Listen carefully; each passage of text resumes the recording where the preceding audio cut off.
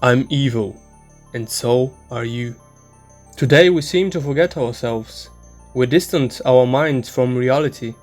We, humans, are intelligent to a point that we understand concepts of reality many other creatures can't comprehend. Our eyes have risen above the borderline of pure instinct, but our bodies remain chained to the ground underneath it. We are very much animals, with extraordinary knowledge and understanding of the world. Evil doesn't automatically exist in nature. Who says that it's wrong for the wolf to devour its prey, or chimps taking revenge for the killing of a tribe member? Animals act out instincts.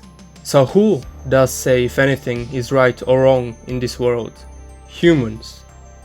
We are probably the only creatures that sit and ponder upon the morality of a matter, until we actually live through that matter, of course.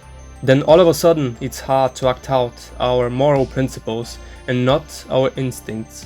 Modern humans live so far away from nature in their little comfort that they forget their identity. We proclaim ourselves moral and just.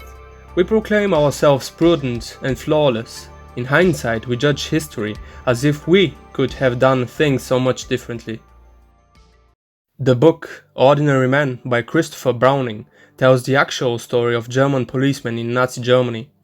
They were not forced to do their job, yet they did. Gradually, it came to rounding up and shooting Jews. The policemen did it. They were, as the title says, ordinary men. No Nazi fanatics, no extremists, just normal people doing their job. They justified their actions by altering their moral standards and rationalizing their gruesome task. It was conformity and deference to authority. They also didn't want to leave their pals behind by abandoning the job. It would be unfair to them, doing these horrible tasks, and you work as a neat restaurant server. Oh, but that's just a story. Just history. We know better now. Do we, really? Just like animals, we conform to our group norms. At the end of the day, we are social creatures. It is not easy to defy the consensus of the group.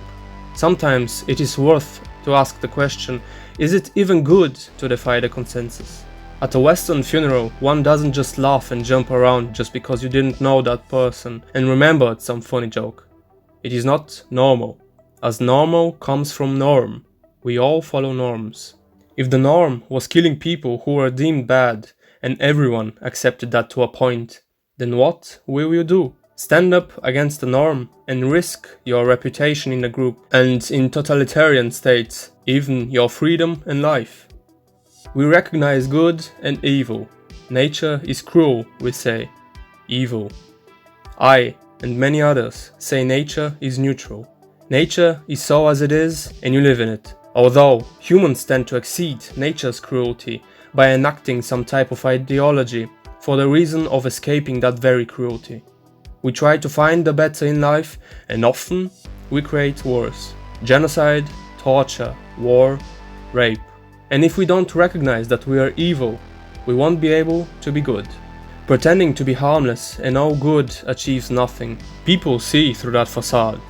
People who fight for others solely with the explanation of justice and rightness are always suspicious, because we intrinsically know that they are evil. Or at the very least, a creature with its own egoistical desires and necessities that is a part of the neutral nature. The only creatures which can differentiate between good and evil have the capacity of both, and often don't want to recognize their evil half. What do? We do our duties in society, but observe with our gifted eyes for evil. We strive for better. It is difficult to rid the world of cruelty and suffering, but one step forward starts with the acceptance of one fact. We are evil.